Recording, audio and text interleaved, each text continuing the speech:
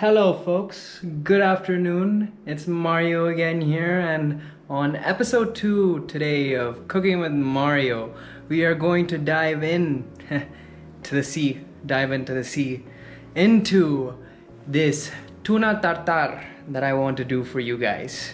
It's a signature. I thoroughly enjoy it, and it's super simple. 7 ingredients. Let's get poppin'. Okay, so I'm just gonna clip on this GoPro right now. I hope everyone's been having a wonderful day, filled with a lot of positivity. Okay. Yep. And we have liftoff. So as you can see here, these are the 7 ingredients. We have sesame oil here. We have an onion, we have spring onion, scallion, we have honey, we have sesame dressing, and we have soy sauce.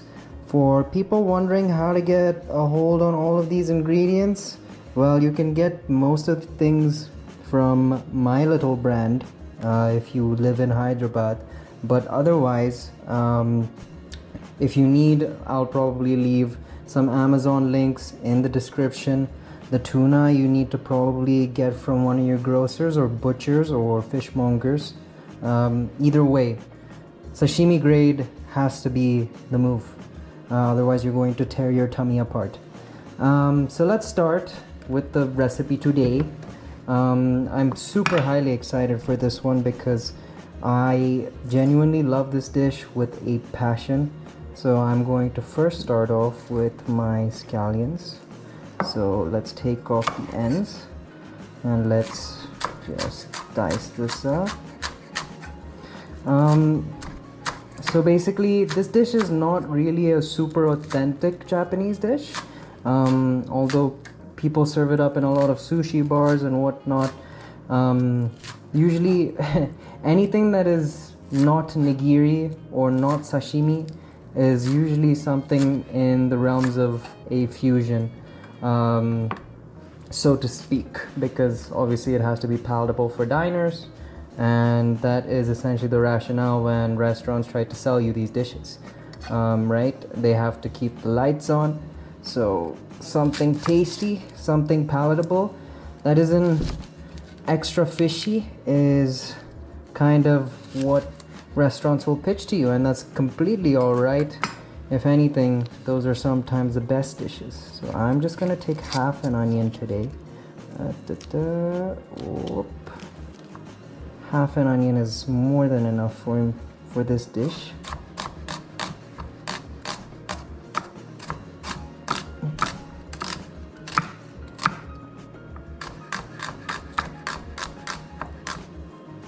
Okay.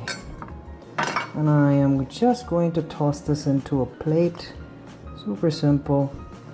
I'm not doing anything groundbreaking today. This is a raw dish after all. So we're really trying to get the tuna to shine and just get some sauces in there for some seasoning. So for the most part, this dish is extremely simple.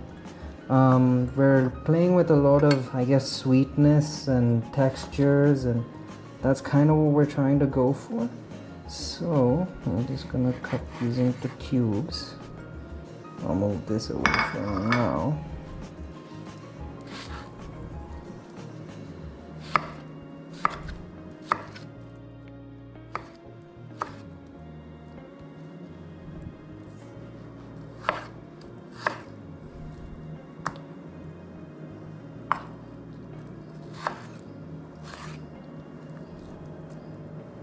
So for me, what the best part about this dish is that it's super high in protein, super lean, high in omega-3s. You will definitely get your dosage of good fats through this dish. Alrighty. And the cube sizes, I mean, I like to keep them like poke bowl kind of style cubes when I'm making it, because I like to have a little bit of a bite. I don't like it when it's very finely diced, because I think that it takes away from, you know, the character of this huge animal that you've kind of conquered or bested in the ocean for your you know, devilish appetite. Something so magnificent that has lived its entire life swimming and battling and conquering, and then if you disrespect it, I don't know what to really tell ya. Okay, wonderful. We have our tuna in our bowl. Cool. So that's pretty much it. And now for the actual seasoning. I'm gonna start off by hitting it with a little bit of sesame oil. Coat it nicely. And then what we have here is a little bit of wild honey. I usually actually use store-bought Dabur honey, because sometimes actually the sugars in that are extremely sweet, so they kind of balance out some of the saltier elements like soy. But today I guess I'll use wild honey because I feel a little bougie and a little extra, and I want to treat you guys to some insane experience. Well, actually you guys don't get to eat any of this, I do. But then we go in with our sesame dressing, our goma dressing. So we go in, just drizzle across, and that's perfectly good. And then just a touch of soy, because we want salt. We haven't used salt in this recipe. We've just let all of that come together. Now I need a spoon to mix, so I'm gonna head on over here. And I'm just gonna mix that. Incorporate.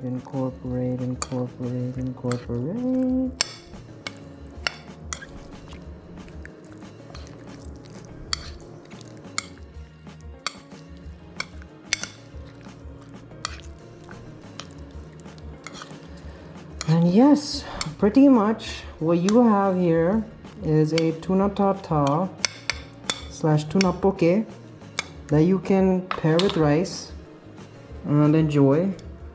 I need to bring it out into the light a bit more for you guys to really kind of see and enjoy. And ta-da! That is a delectable tuna poke. Tuna poke, tuna tartare, I guess it goes by a multitude of different names and interpretations, but for the most part I guess it leans more to tuna poke, like a shoyu poke, but this is pretty much the dish, guys. And literally uncut, I've done this video in 8 minutes. So that is literally how easy this dish is if you have all your ingredients put in one place together, and I will enjoy this with rice in the next frame. So I'll see y'all. So I'm gonna do a little review and get a little bit of the onion in there, and the tuna and the rice. And bon appetit, salud, itadakimasu. And I'm just gonna